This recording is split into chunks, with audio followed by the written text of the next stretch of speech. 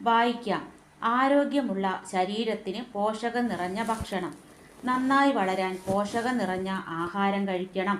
ധാന്യങ്ങൾ, പഴങ്ങൾ, പച്ചക്കറികൾ, കിഴങ്ങുകൾ, പയറുവർഗ്ഗങ്ങൾ, ഇലക്കറികൾ എന്നിവ ഉൾപ്പെടുത്തിയ ആഹാരം, മത്സ്യം, മാംസം, പാൽ, മുട്ട എന്നിവ കഴിക്കുന്നതും ആരോഗ്യത്തിന് നല്ലതാണ്. പഴകിയതും കേടുവന്നതുമായ ആഹാരം കഴിക്കരുത്. സ്വാദും നിറവും മണവും വർദ്ധിപ്പിക്കാൻ ചേർക്കാൻ പാടില്ലാത്ത പലതും ആഹാരത്തിൽ ചേർക്കുന്നുണ്ട്. അത്തരം ആഹാരങ്ങൾ ആരോഗ്യത്തിന് നല്ലതല്ല. ഓരോന്നിലും എന്തൊക്കെ എഴുതാം? അപ്പോൾ ഇവിടെ കാണാം ധാന്യങ്ങൾ. അപ്പോൾ ഉദാഹരണമായിട്ട് ഒന്ന് കൊടുത്തിട്ടുണ്ട് അരി. പിന്നെ എന്തൊക്കെയാണ് ധാന്യങ്ങളായിട്ട് നമ്മൾ അതിൽ എഴുതേണ്ടത്?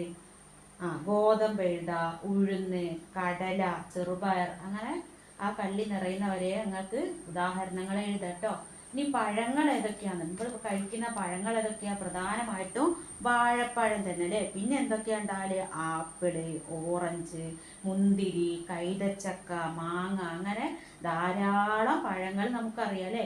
ഇനി പച്ചക്കറികളാണ്. എന്തൊക്കെയാണ് നമ്മൾ വീട്ടിൽ എന്നും വാങ്ങുന്ന പച്ചക്കറികള്?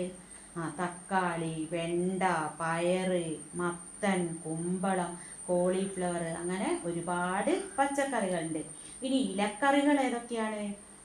ചീരയില. ചീര തന്നെ എന്താ പച്ച കളറിൽ ചുവന്ന ചീര, അങ്ങനെ പല ചീരകളുണ്ട്. പിന്നെ മുരിങ്ങയില, പിന്നെ കാബേജ് ഇലയിൽ പെടുന്ന തരം പച്ചക്കറിയാണ് കേട്ടോ.